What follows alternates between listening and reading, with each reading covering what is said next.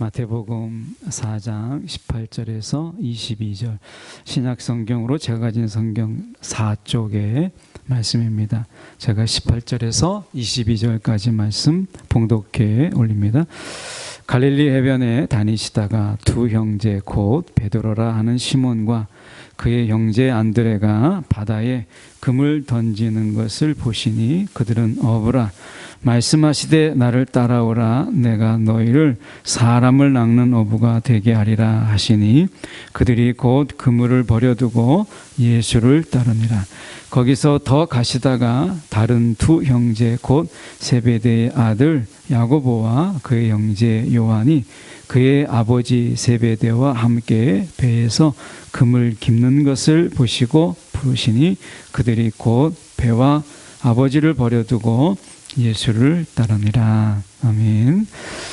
오늘 이 말씀 가지고 은혜가 아니면 세상도 아니다. 은혜가 아니면 세상도 아니다 라는 제목으로 함께 말씀을 나누도록 하겠습니다. 여기에 나와 있는 갈릴리 바다, 사실 갈릴리 호수예요. 제가 우간다의 엔테베라는 공항에 보면 빅토리아 호수라는 게 있는데요.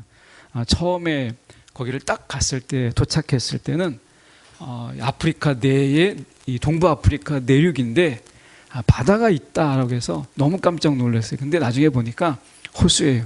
호수가 얼마나 큰지 바다 지평선이 보이는 것처럼 호수의 지평선이 보일 정도로 굉장히 큽니다. 갈릴리 바다는 해수면이 다른 데보다 좀 낮아요. 197m 정도가 낮아요.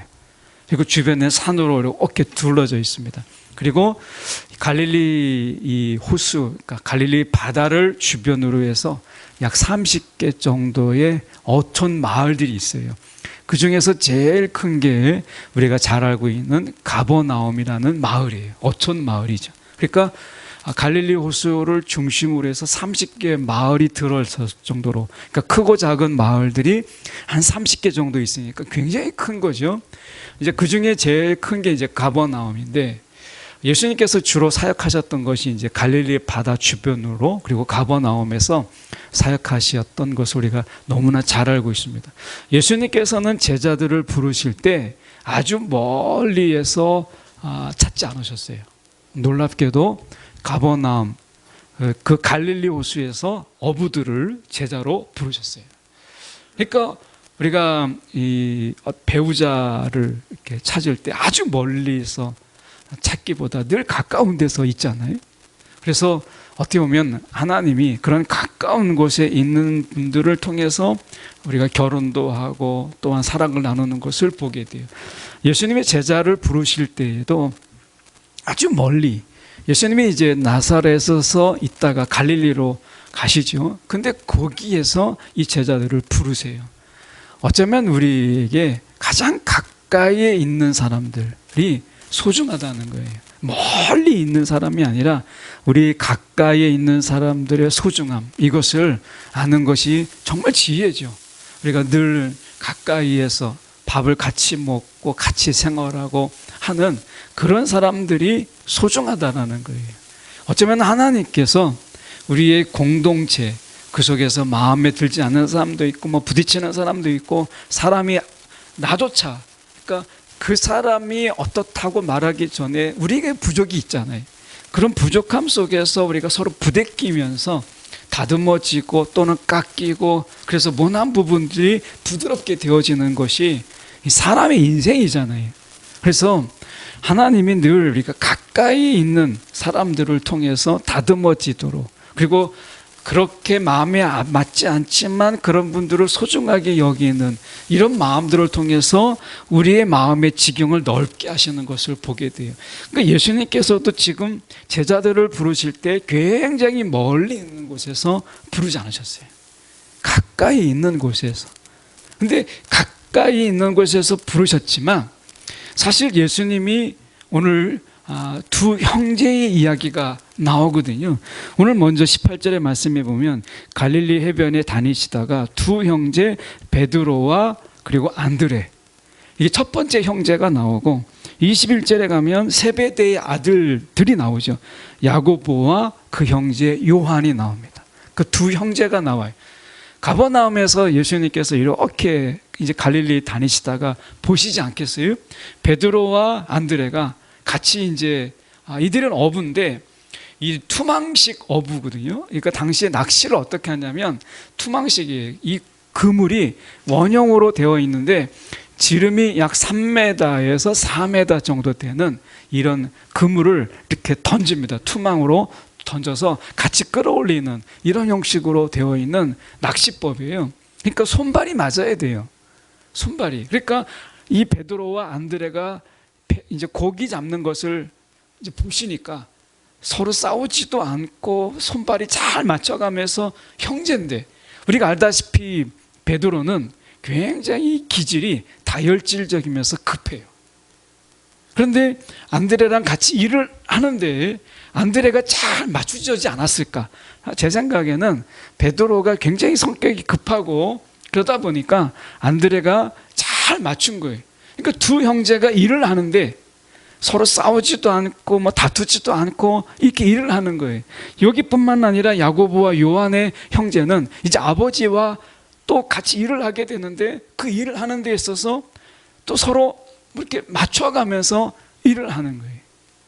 여러분, 오늘 우리가 하나님이 우리를 안 보시는 것 같지만 다 보신다는 거예요. 하나님이. 우리가 별일 아닌 걸 가지고 싸우는지 아니면 그런 걸 서로 이해하고 화목하며 살아가는지 다 보시는 거예요. 이 제자들을 예수님께서 기도 가운데 부르시지만 그냥 부르신 게 아니라 늘 가까이에 있어서 늘 저들의 형제가 어떠한지 또 저들의 형제가 어떻게 그 일을 하고 있는지 하는 것을 보시는 거죠. 이 정말 큰일이 아니거든요. 어떻게 보면 투망해서 이 고기를 잡는 것이 뭐 나라를 구하는 일이겠어요? 민족을 구하는 일이겠어요? 하다못해 자기 가문을 일으키는 일이겠어요? 정말 작은 일이거든요. 그냥 고기 던져서 하루 먹고 사는 정말 작은 일이에요. 당시에 예수님 당시의 경제 규모로 보면 이 고기를 잡아서 정말 재벌이 된다라고 하는 것은 있을 수 없는 일이에요. 그만큼 어려운, 그리고 30개 마을이니까 누구나 다 웬만한 그 갈릴리 호수 주변에 사는 사람들은 웬만하면 어부로 이게 주요 산업이었어요. 물론 농사를 지어요. 그리고 포도원도 있어요. 근데 주 수입원이 어부예요. 다양한 업종이 있지만 특히 갈릴리 지역에서는 어업이 그들의 주 산업이었어요. 그러니 경쟁도 심하죠. 그러니까 이거 가지고 그들이 재벌이 되거나 부자가 되는 건 어려워요. 그런데 매일 성실하게 그물을 던지고 고기를 잡고 그러는 가운데 힘들고 어려울 수도 있는데 사실은 싸우지도 않고 그물을 던져서 끌어올린다라고 하는 게 쉽지가 않잖아요. 어느 순간에는 그물이 찢어지기도 하고 때로는 어디에 걸려서 찢겨지기도 해요. 그러면 서로 막 힘은 든데 서로 싸울 수 있잖아요. 너가 너무 땡겨가지고 찢어졌다 뭐 이럴 수 있는데 예수님이 가만히 보니까 베드로와 안드레 그리고 야고보와 요한이 서로 형제들 간에 우애도 있고 서로 다투지도 않고 아주 작은 일인데 아주 성실하게 하는 모습들을 보는 거예요.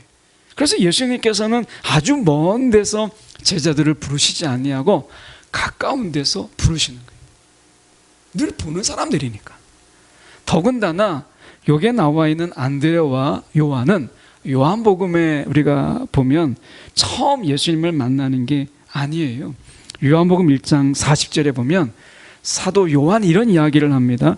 여기서 세례 요한을 이야기하는 게 아니라 사도 요한이 요한의 말을 듣고, 여기서는 이제 이 세례 요한을 이야기하는데 세례 요한의 이야기를 지금 사도 요한이 적은 겁니다. 요한의 말을 듣고 예수를 따르는 두 사람 중에 하나는 시몬 베드로의 형제 안드레라라는 말입니다. 잠깐 설명을 드려보면 안드레와 요한은 예수님의 제자이기 전에 세례 요한의 제자였어요. 세례 요한. 그래서 세례 요한이 요단강가에서 이제 회개하라, 천국이 가까웠다 해서 예수님을 이제 소개하죠. 그 세례 받으러 오신 예수님을 보라, 세상 죄를 지고 가는 어린 양이로다고 소개를 하죠. 그리고 안드레와 요한을 자기의 제자였지만 예수님의 제자가 되도록 이제 소개를 해요. 그래서 이제 안드레와 요한은 이미 예수님을 세례 요한을 통해서 소개를 받았고 이미 만났어요. 그런 가운데 그들은 다시 생업으로 돌아가는 그런 가운데 예수님이 그들 속에 가셔서 그들을 지켜보고 그들을 부르신 것이죠.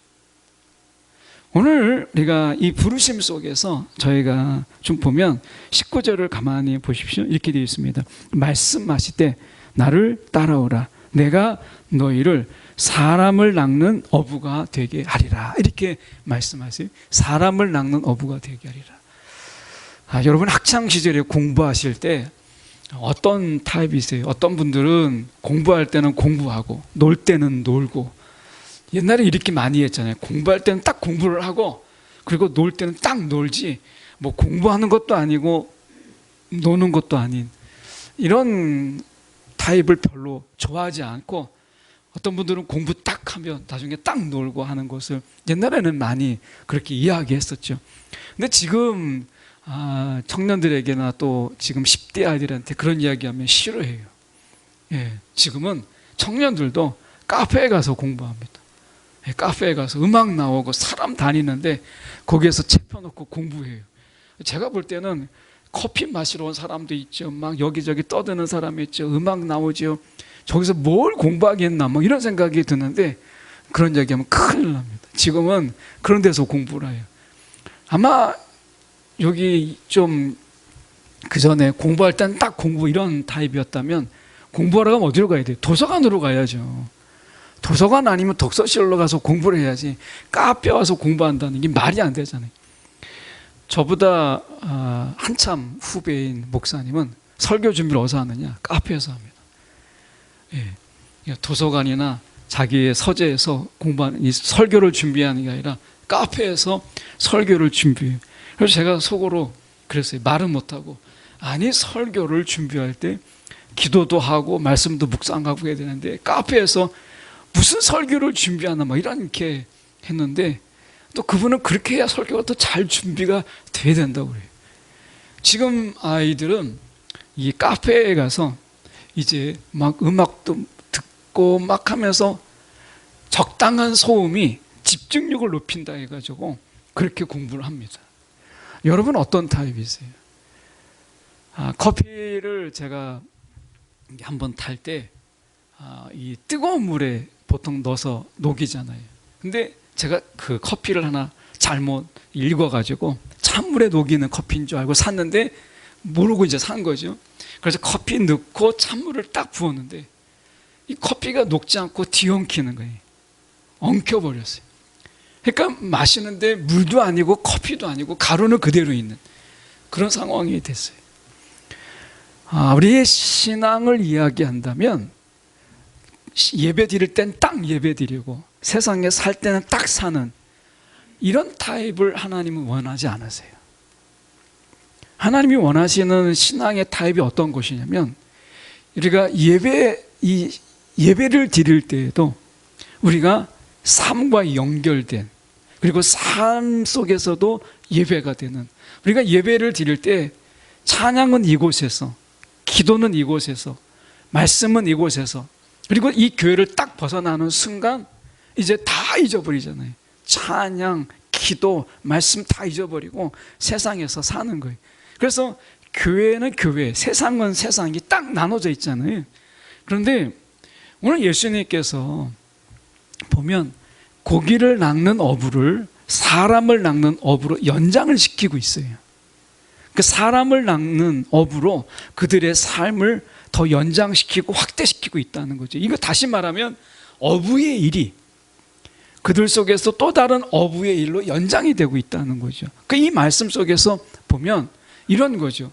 우리가 삶 속에서, 생활 속에서 어떻게 영적인 의미를 거기에 발견하느냐, 이게 중요한 거예요.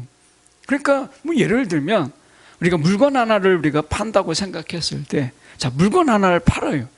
돈을 받고 그 사람은 가고, 그러니까 물건을 팔고 그 사람은 돈을 냈어요. 여기서 끝나는 게 아니라 물건을 사는 사람이 만약 국수를 사갔다 그러면 이 국수를 사가서 끓여 먹는 그에게, 또 그 가족이 이 국수를 먹으면서 더 평안해지고 화목해지도록, 그리고 그 먹는 이것을 통해서 더 건강해질 수 있도록 하는 그런 기도의 마음으로 우리가 그것을 판다면, 그는 분명히 그 속에서 기도가 있는 것이요, 거기에서 중보가 있는 거예요. 영적인 거잖아요. 우리가 하나님의 임재 연습이라고 하는 로렌스 형제의 책을 보면 접시를 닦는 장면이 나오거든요. 그 접시를 닦아요. 근데 접시를 닦는 것은 굉장히 허드렛 일이잖아요. 그 수도원에서, 수도사도 아니고 허드렛 일인데, 그 접시를 닦으면서 이 브라더 로렌스가 이런 마음, 이런 기도를 해요. 하나님, 내 마음이 이 접시처럼 더럽고 그리고 정말 흉흉한데 내 마음이 하나님 접시처럼 깨끗하게 되시고, 내 마음이 어둠이 물러가고 하나님 빛이 있게 해주세요. 기도하는 거예요. 또 접시를 닦아요. 다른 사람이 먹다가 툭 던지고 간 접시를 닦으면서 얼마든지 욕할 수 있잖아요. 아니, 접시를 좀 잘 닦고 놓지, 그냥 먹고 툭 던져 놓고 가면 반찬이나 좀 이게 잔반 처리 좀 하든지 할 수 있잖아요. 그런데 그렇게 말하지 않고 닦으면서 저 사람도 또한 하나님이 깨끗하게 하셔서 건강하게 하시고, 뭐 기도하는 거예요. 그러니까 삶 속에서 기도가 있고 찬양이 있는 거예요. 이곳에서는 찬양을 하지만 밖에 나가서는 찬양이라는 것은 일주일 내내 막 문 닫고 막 트로트나 듣고 막 가요나 듣는 거예요. 삶 속에서는, 일반 삶 속에서, 일상의 자리 속에서는 찬양이 없는 이런 삶, 이게 아니라 우리의 삶의 자리 속에서 찬양이 흥얼거리고 찬양을 우리가 듣고 하는 거죠.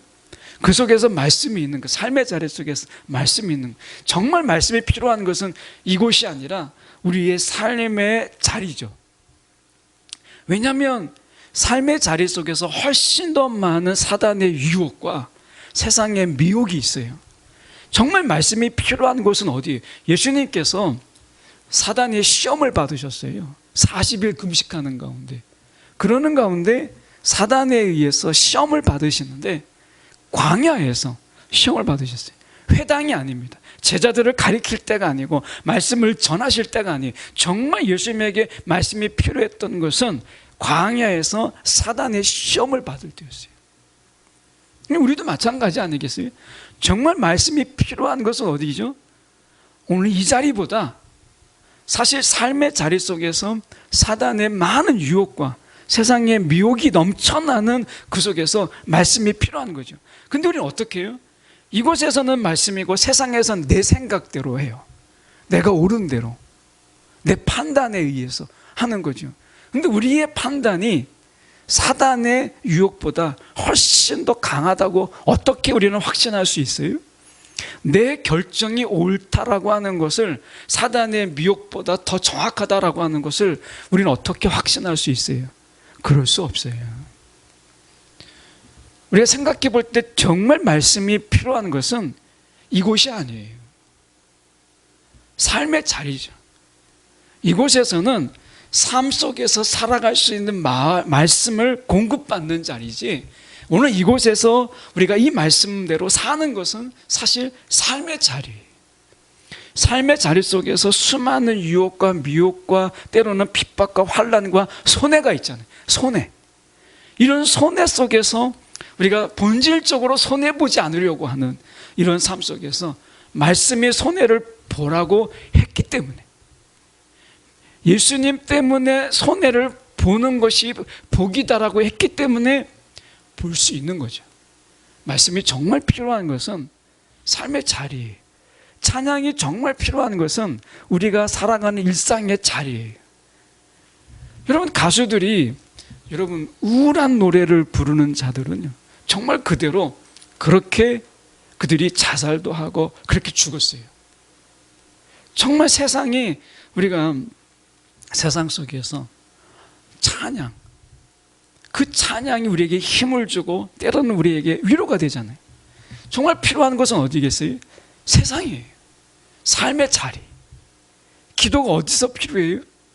이곳에서 기도하지만 삶의 자리 속에서 기도할 때 우리의 삶은 그냥 삶이 아니라 그것은 주님의 일이 되는 거예요.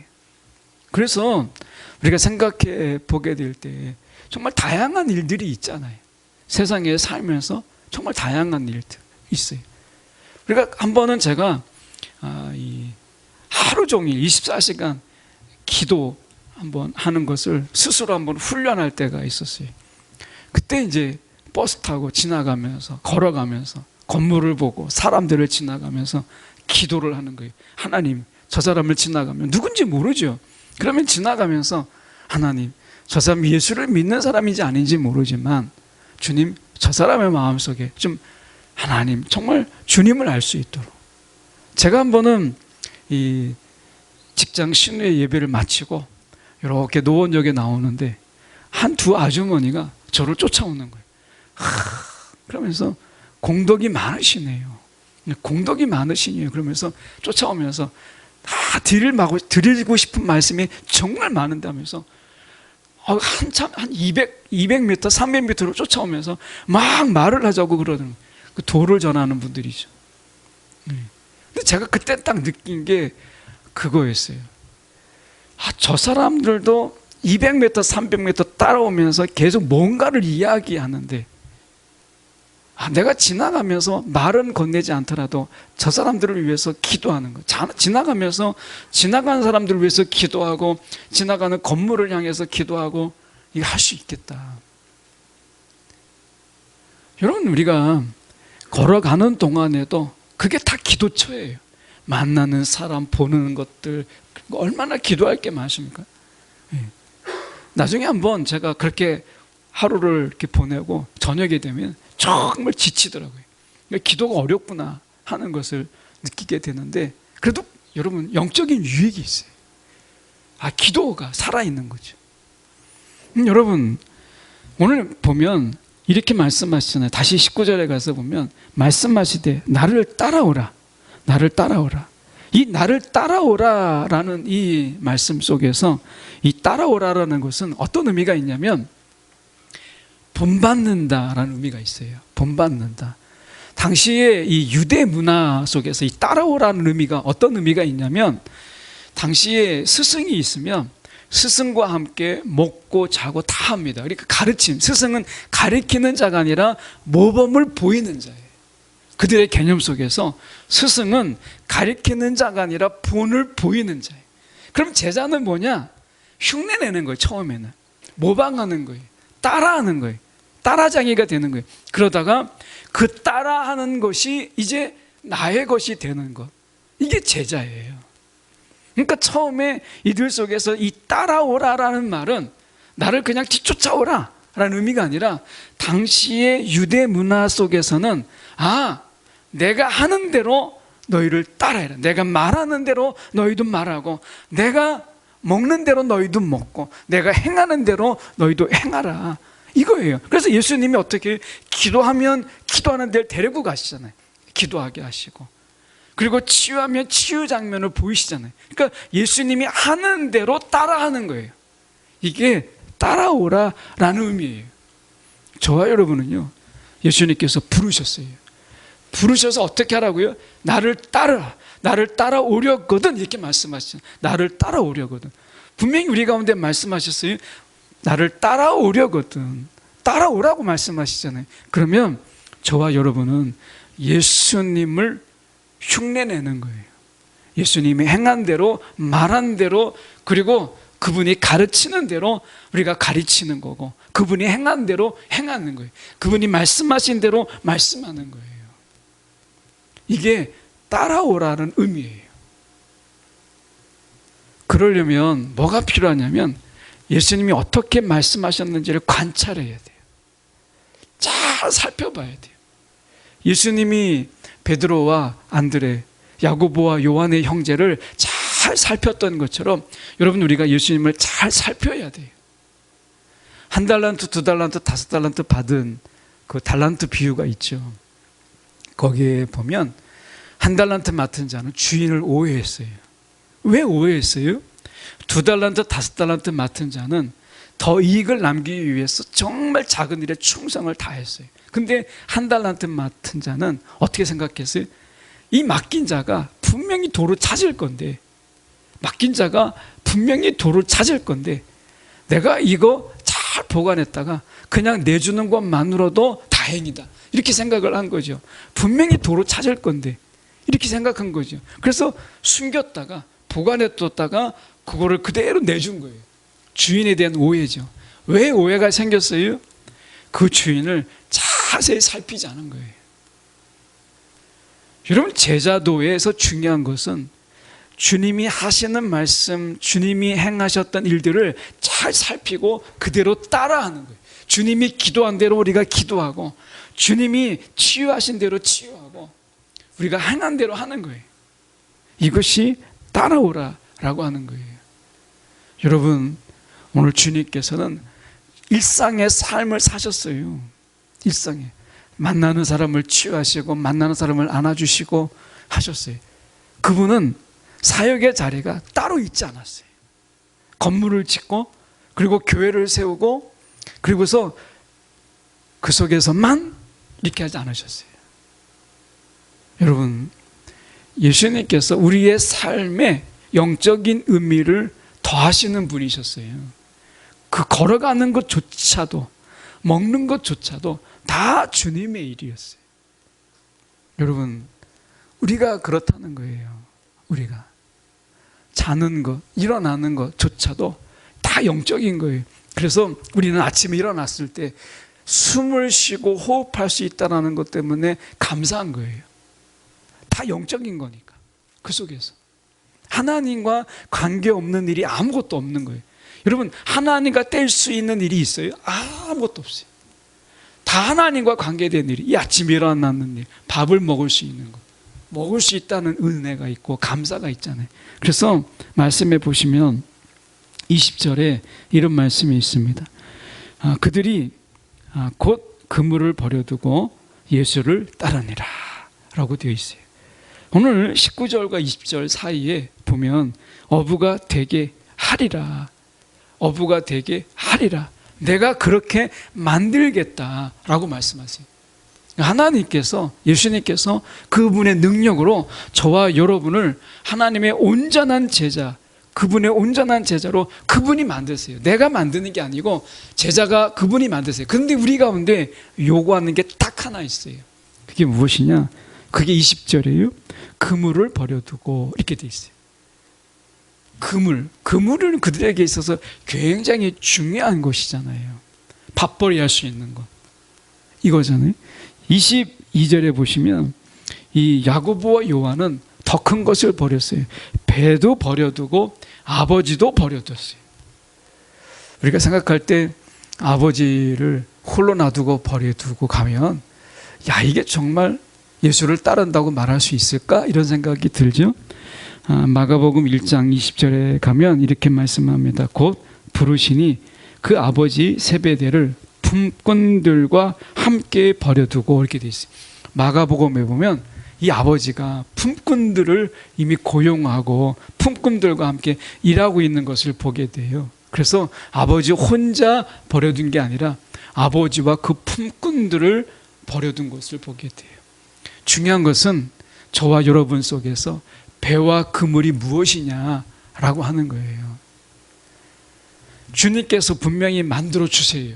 그런데 내가 가지고 있는 그물, 내가 가지고 있는 배, 이 배 때문에 주님을 따라가지 못하고 머뭇거리고, 내가 주님을 쫓아가지 못하고 내 속에서 지금 뒤로 머물러 있는 우리 가운데 이 그물과 배가 무엇이냐라고 하는 것이 중요한 것입니다.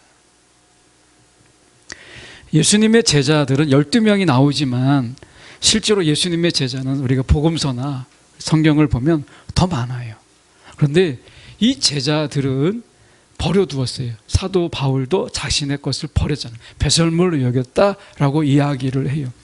그리고 다 버려두고 예수님을 따랐잖아요. 근데 예수님을 따르긴 따르는데 일상의 자리에 돌아간 제자들이 더 많아요. 성경에 보면. 그러니까 제자들은 두 부류예요. 이것을 다 버려두고 예수님을 쫓았던 자들도 있고, 다시 일상으로 돌아가서 예수님을 따르는 자들도 있었어요. 그게 훨씬 더 많습니다. 저와 여러분이 만약에 예수님의 제자라고 한다면 어느 제자에 속하겠어요? 저의 경우라면 제가 이제 원래 하던 일을 버려두고 주님을 따르는 케이스지만, 여기 앉아 계신 분들이 대부분이 내가 하던 일을, 주님의 제자지만 내가 하던 일들을 계속 하시는 분들이잖아요. 그렇게 본다면 예수님의 제자들도 성경에 보면 예수님을 내가 버려두고, 배와 그물을 버려두고 예수님을 쫓아간 그 소수의 제자들보다 여전히 하던 삶의 자리 속에서 예수를 따랐던 자들이 훨씬 더 많아요. 그런데 공통점이 있어요. 그 공통점이 뭐냐면, 제자들도 예수님을 따르고 했던 제자들이나 삶의 자리에 다시 돌아갔던 제자들이나 그물을 버려두는 것은요, 똑같아요. 이건 물리적인 그물이 아니라 우리 속에서 내가 지금 놓지 못하고 있는 것, 내려놓지 못하고 있는 것을 내려놓는 것은 똑같아요.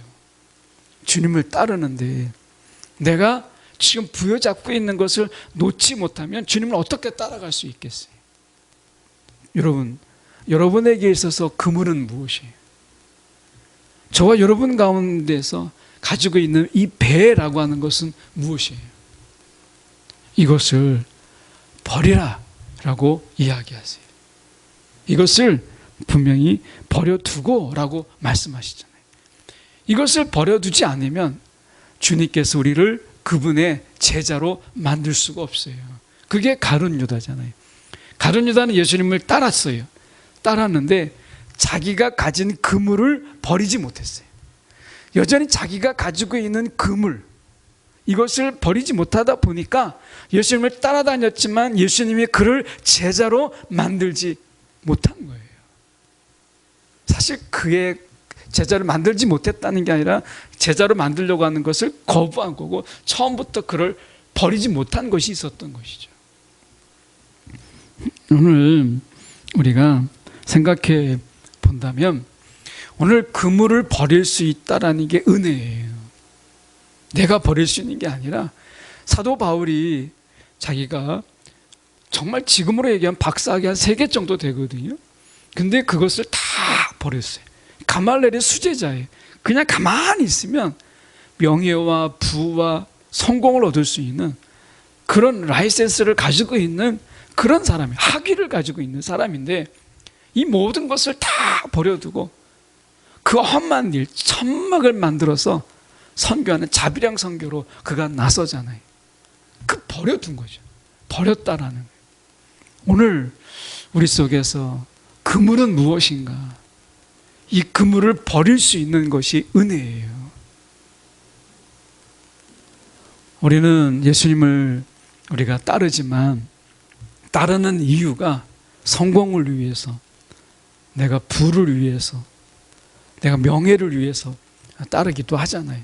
근데 저는 이런 이야기보다 다시 돌아가서, 처음으로 돌아가서 우리가 삶이라고 하는 이 부분 속에서, 삶의 자리 속에서 일할 땐 일하고, 예배할 때는 예배하고, 내가 다른 일을 할 때는 하고, 내가 기도할 때는 기도하는 이런 삶을 하나님이 원치 않으세요. 내가 일하면서 기도하고, 내가 일하면서 예배하는 삶을 하나님은 원하시는 거예요. 이런 삶, 이런 삶을 우리가 살아가려고 할 때 그물은 저절로 버려지는 거지, 그물은 우리가, 내가 은혜가 없으면 그물을 버릴 수가 없어요. 내가 그물을 버릴 수 있다라는 게 은혜거든요. 그러면 그 은혜는 어디서 와요? 신학적으로 은혜의 방편이라는 게 있어요. 기도와 말씀. 기도와 말씀이라는 것이 은혜의 방편이에요. 찬양, 이런 것을 통해서 은혜가 들어오는 거예요. 그래서 여러분, 우리의 삶의 그늘, 이 그물, 내가 버려두었지만 은근히 다시 또 살짝 잡으려고 하는 이 그물을 버리는 정말 좋은 비결은 내 삶에 은혜가 공급되도록, 말씀과 기도와 찬양을 통해서 늘 가까이 하는 거예요. 그러면 내 속에서 그물은 버려지고 어느 순간에 배도 내 손에서 내려놓게 돼요.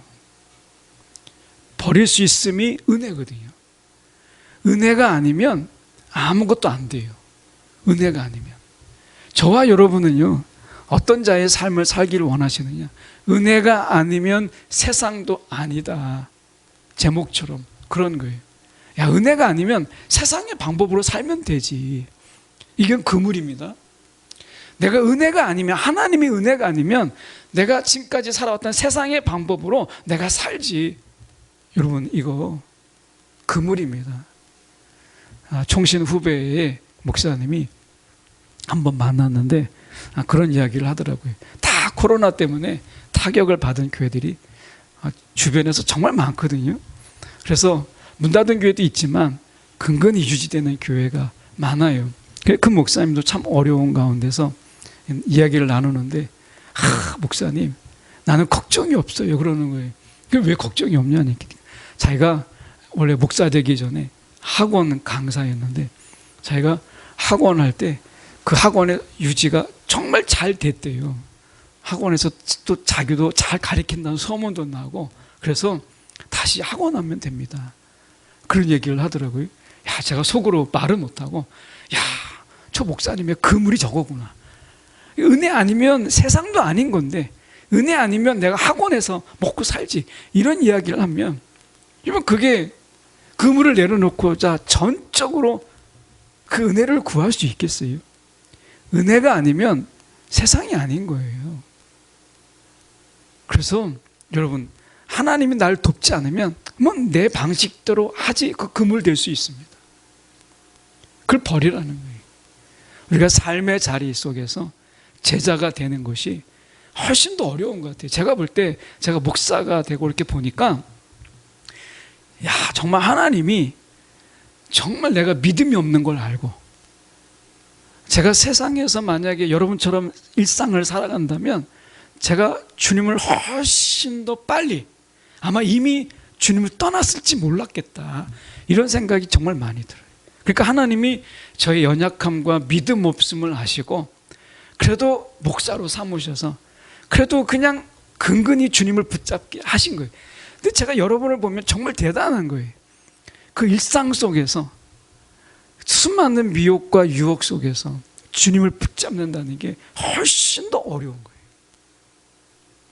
여러분, 그런 어려운 자리 속에서 지금까지 이렇게 예배 자리에 나오고 또 하나님 옆에 경배한다는 것 정말 여러분 박수 받을 일이에요.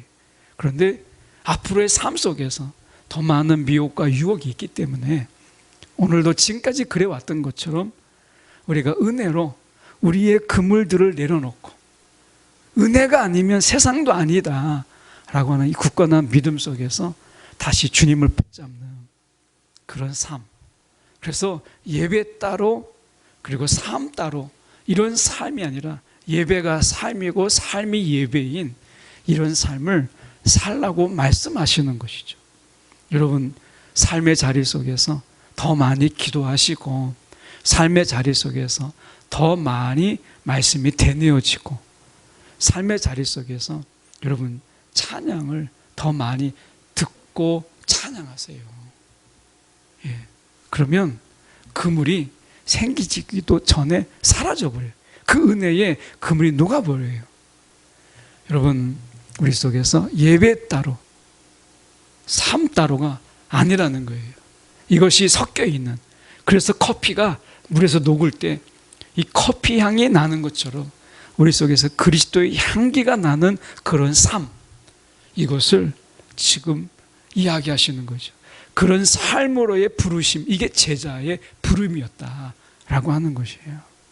여러분, 목사보다 더 어려운 삶의 자리 속에서 주님을 따라가시는 여러분, 우리가 은혜의 방편이 막혀 있지 않도록, 기도가 막히고 찬양이 막히고 말씀이 막혀서 은혜가 공급되지 않으면 여러분 만들어지는 것은, 우리의 손은 점점 그물과 배를 향해서 나아갈 수밖에 없어요.